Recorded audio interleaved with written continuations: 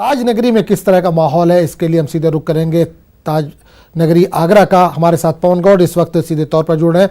पवन, अहमदाबाद के बाद सीधे ट्रंप पहुंचने वाले हैं ताज नगरी। ताज नगरी स्वागत के लिए कितनी तैयार दिख रही है?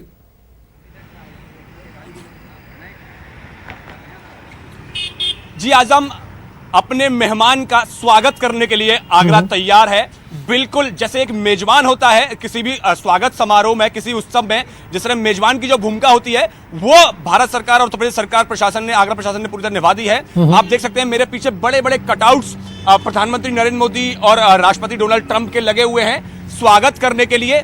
जहां जो रास्ता है एयरपोर्ट से लेके और ताजमहल तक का तकरीबन 15 किलोमीटर का रास्ता है, उस पूरे रास्ते को दुल्हन की तरह सजा दिया गया है। तकरीबन 21 पॉइंट्स ऐसे हैं जहां जो सांस्कृतिक कार्यक्रम है उसकी झांकियां पेश की जाएंगी। जैसे आपको देख रहे हो, उनको ऐसे मंच बनाए गए हैं, यहां से जो सांस्कृतिक कार्यक्रमों की झांकियां पेश की जाएंगी। पूरे रास्ते पर बड़े बड़े कटआउट्स, होर्डिंग्स लगाए गए हैं और जिससे कि आगरा की खूबसूरती, आगरा के बारे में बताया जाए, दोनों देश के नेताओं के बारे में बताया जाए, तो आगरा पूरी तरह तैयार है। हमारे साथ आगरा की एक बहुत छोटी सी मेजबान भी है जो कि राष्ट्रपति डोनाल्ड ट्रंप का स्वागत करना चाहती हैं। जी जी, आपका नाम क्या है? तो आप क्या कहना चाहती है, स्वागत करना चाहेंगी राष्ट्रपति का? वेलकम करना चाहेंगी? तो अभी थोड़ा सा शर्मा रही हैं, लेकिन अब से थोड़ी देर पहले हमसे बात हुई थी, कह रही थी कि नमस्ते ट्रंप, जो कि एक टैगलाइन भी है इस पूरे कार्यक्रम के लिए। आगरा पूरी तरह तैयार है।